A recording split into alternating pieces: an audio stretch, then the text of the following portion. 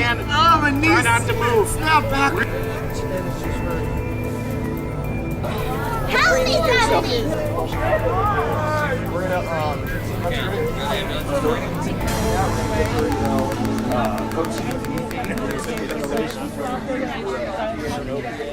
Mark Hepp here with campgroundviews.com at the California RV Park Days event. In this event, they have a disaster recovery planning session that has become very powerful and very interesting. You've got a number of park owners, a number of Thousand Trail park owners, and a number of park owners that operate in the state of California that's been going through a large series of natural disasters. So what's come out of that is a group philosophy and a group think that's developing real plans for park operators to run their parks safely and effectively during disasters.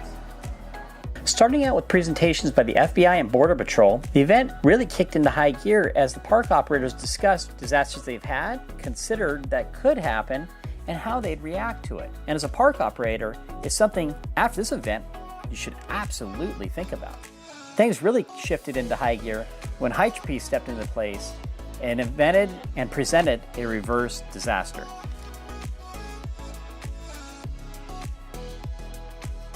So now we're at Pechanga RV Resort, and following that great demonstration and discussion about disaster planning, we're going through a real live disaster drill with a gas explosion exercise. So the way this reverse disaster works is instead of spending a bunch of time making a plan and guessing at what's going to happen, you actually do a fake disaster training where you have actual victims, and you can use people from your campground. It's actually kind of a fun event. And they act as if they're injured, and you make a scenario in real life. He said at the fair, I had to go to the fair. I think maybe you just hurt your head. I just don't know if I'll ever be able to walk. I have to work. In this case, we're at Pechanga Casino Resort, and they have their own fire department on hand. And the fire department, in this case, and in most cases, they're looking to do drills too. Because the more they practice, the better they are, and the better they can interact with you as an operator. So the fire department was willing to help out and be involved in this disaster drill.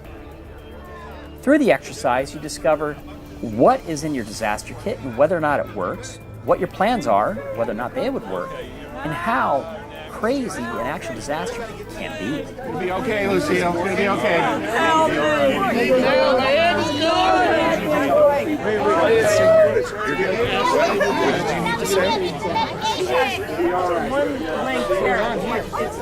When you have a disaster plan, the disaster plan has to be tested.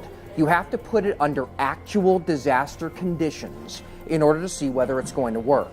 If you don't put it under that crucible, then you have no idea if the plan's actually going to work or not. When you do something like this, where we actually had the fire department here, we had actual responders, real actors, it gives you a sense of, you may have a beautiful disaster plan. It may be in a beautiful binder, but does your plan actually work under real conditions?